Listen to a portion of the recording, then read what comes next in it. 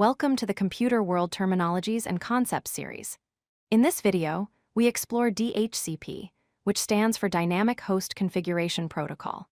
DHCP is a network protocol that automatically assigns Internet Protocol addresses, commonly known as IP addresses, to devices that connect to a network. Instead of manually configuring each device with an IP address, DHCP does this automatically. This makes network management much simpler and more efficient, especially in large networks with many connected devices.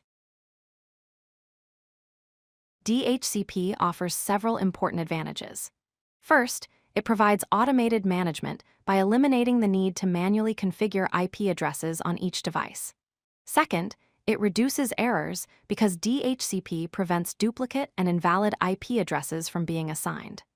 Third, it enables scalability, meaning networks can grow and expand without requiring major infrastructure changes. Finally, DHCP improves administrator efficiency by allowing centralized management of network configurations from a single server, saving time and reducing administrative overhead. DHCP consists of three main components.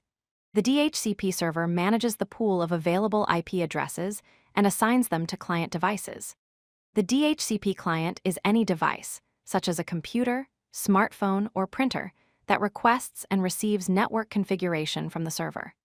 The DHCP relay is an intermediary component that forwards messages between clients and servers when they are located on different network segments or subnets. Together, these three components work in harmony to enable automatic IP address assignment across networks. DHCP uses a four-step process called DORA to assign addresses. The first step is Discover, where a client broadcasts a request to find available DHCP servers on the network. Second, the Offer step occurs when the DHCP server responds with an available IP address and other network settings. Third, the Request step is when the client confirms its acceptance of the offered IP address and configuration. Finally, the Acknowledge step happens when the server confirms the IP assignment is complete. Once all four steps are finished, the device can begin communicating on the network. Setting up a DHCP server requires configuring several essential parameters. The IP pool range defines the start and end addresses available for assignment, typically from 192.1, 68.1.100 to 254. The subnet mask, usually 255.255.255.0, defines which part of an IP address represents the network. The default gateway, commonly 192.1, 68.1.1, is the router devices use to reach other networks. The lease duration, typically 8 days, determines how long a device can use an assigned IP before requesting a renewal. Additionally, administrators specify DNS servers and exclude certain addresses reserved for permanent network devices. Several common issues can occur with DHCP. If a client cannot obtain an IP address, check that the server is running and verify network connectivity and available addresses. If IP conflicts occur where multiple devices share the same address, verify scope configuration and check for duplicate static assignments. When the address pool becomes exhausted with no more addresses available, expand the range or reduce lease duration.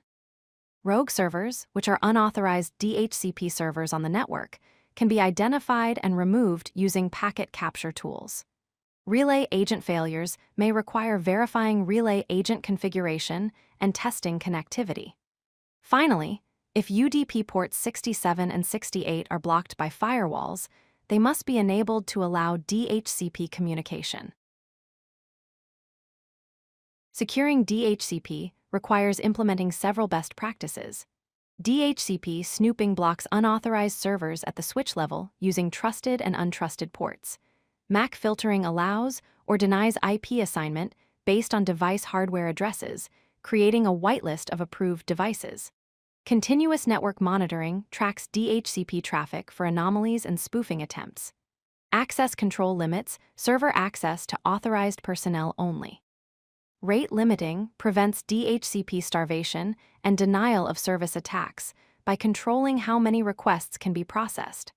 Finally, administrators must regularly update DHCP server software to patch known security vulnerabilities. Implementing a DHCP server involves 6 key steps. First, install the DHCP role and software on your server infrastructure.